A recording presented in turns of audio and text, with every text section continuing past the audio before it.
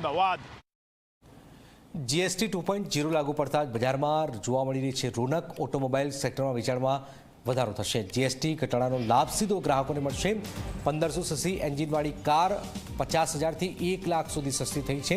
4 મીટરથી મોટી ગાડી 1 થી 1.5 લાખ સુધી સસ્તી થઈ છે। આ સિવાય વિક્રેતાઓ ફેસ્ટિવલ ઓફર આપતા જ કારના ભાવ હાલમાં ઘટ્યા છે।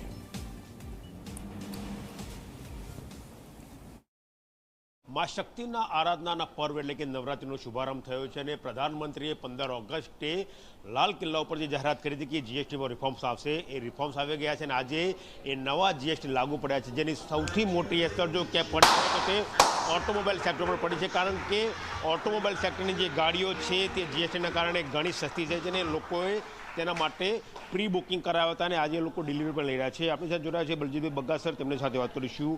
બગ્ગા સર, પ્રધાનમંત્રીની જાહેરાત 15 ઓગસ્ટે હતી અને એનું અમલીકરણ આજથી થઈ રહ્યું છે, કેવો ફેરફાર ઓટોમોબાઈલ સેક્ટરમાં આવી રહ્યો છે? સૌથી પહેલાં તો હું પ્રધાનમંત્રી સાહેબશ્રીને, આપણા વડાપ્રધાન શ્રી નરેન્દ્રભાઈ મોદીજીને અને ભારત સરકારને ખૂબ ખૂબ અભિનંદન આપું છું અને થેન્ક યુ કહીએ છીએ ઓટોમોબાઈલ ડીલર્સ તરફથી અને ઓટોમોબાઈલ ઇન્ડસ્ટ્રી તરફથી કે આ ઘણી બધી રાહત જીએસટીમાં જે આપી છે, 28%નો દર 18% જે કરવામાં આવ્યું છે, એ હિસાબથી ગાડીઓ અમારી જે નાની ગાડીઓ છે એમાં 55,000થી લઈને 1.5 લાખ રૂપિયા સુધીનું કસ્ટમરને ડાયરેક્ટ બેનિફિટ થાય છે અને એથી બહુ જ સ્ટ્રોંગ ડિમાન્ડ છેલ્લા એક વીકમાં ઇન્ક્વાયરીમાં જોવા મળ્યું છે અને કસ્ટમર જે છે એ શોરૂમમાં ભારે વિથ ફેમિલીઝ આવે છે અને જે કસ્ટમર પહેલાં ગાડી લેવાનું નહોતા વિચારતા એ કસ્ટમર બી હવે ગાડી સસ્તી થવાથી એ કસ્ટમર વિચારે છે કે ગાડી લઈએ અને ખૂબ સારું ડિમાન્ડ છે।